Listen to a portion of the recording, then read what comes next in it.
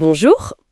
Aujourd'hui, on va se pencher sur un livre assez spécial, Le Guide du Kybalion d'Yves Guéchi. On s'appuie pour ça sur une analyse qu'on a pu consulter.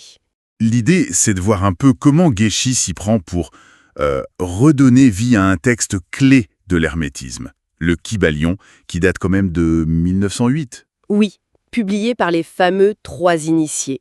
Un texte fondamental. Exactement. Et ce qui est notable avec Guéchi, c'est qu'il ne fait pas juste une étude, disons, académique. Non, pas du tout. Il cherche vraiment à le rendre pertinent, utilisable, quoi. Pour nous, aujourd'hui, au XXIe siècle. C'est ça, il mélange la traduction, une analyse assez fine et puis surtout des exercices pratiques. C'est ça le point clé, je crois. Absolument. C'est plus un guide pratique qu'une simple exploration théorique. Et d'ailleurs, cette dualité, on la retrouve tout de suite, hein. Théorie d'un côté, pratique de l'autre. Oui, et aussi ce lien constant entre l'héritage ancien, le texte source. Et le besoin de le rendre actuel, de l'actualiser. Voilà. Son approche est très pédagogique en fait. Il veut clarifier, rendre accessible, mais sans tomber dans la simplification excessive. C'est un équilibre délicat. Par exemple, prenons un des grands principes, le mentalisme. L'idée que tout est esprit. D'accord. Il ne va pas juste l'expliquer d'un point de vue métaphysique.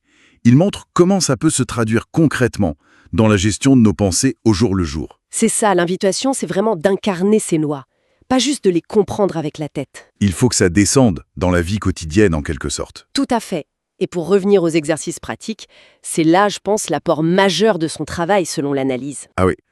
Pourquoi est-ce si important? Parce que ça ancre ces grands principes, parfois très abstraits, dans l'expérience vécue. Ça les sort de la théorie pure. D'accord. Ça rend l'ésotérisme moins éthéré. Moins éthéré et peut-être moins élitiste aussi. Ça suggère que ce chemin de connaissance, il est potentiellement ouvert à toute personne qui s'engage sérieusement. Pas juste une poignée d'initiés reclus. Exactement. On renoue avec une idée ancienne. La vraie connaissance, c'est celle qui transforme l'être, qui change quelque chose en nous.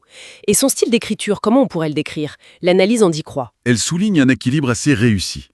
Entre une certaine solennité, parce que le sujet est profond, Oui, on parle quand même d'hermétisme. voilà, et en même temps une accessibilité, une chaleur presque. C'est érudit, on sent le travail de fond, mais le ton n'est pas du tout rébarbatif, plutôt invitant alors. Comme une sorte d'initiation douce. C'est un peu ça, oui. Ça navigue entre le commentaire philosophique, la réflexion spirituelle, et il y a même une dimension de développement personnel, mais bien intégrée. Intéressant, mais cette accessibilité, cette démocratisation d'un savoir traditionnellement plus fermé, est-ce que ça ne pose pas question?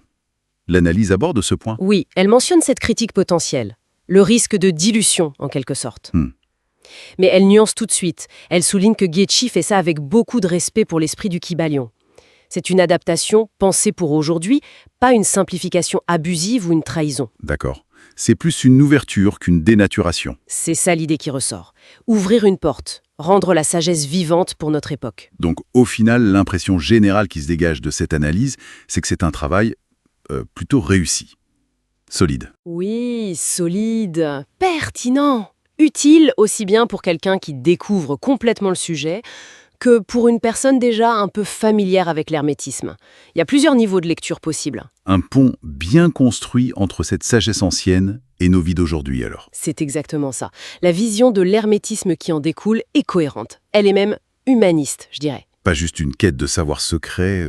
Non, pas seulement. C'est présenté plutôt comme un art de vivre. Une façon d'être au monde plus consciente, plus alignée. Et ça, au cœur même de notre monde contemporain, avec ses défis. Si on devait résumer l'essentiel, l'analyse qu'on a étudiée présente ce livre de Guéchi comme une belle réussite. Il arrive à rendre ces principes hermétiques, qui peuvent sembler loin, à la fois compréhensibles et surtout pratiques. Voilà.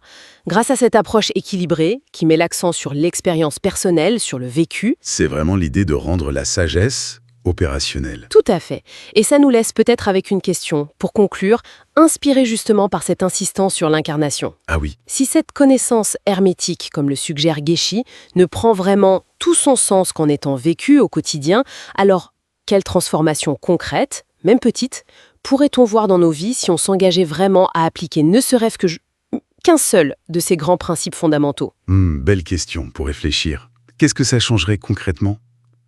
Intéressant.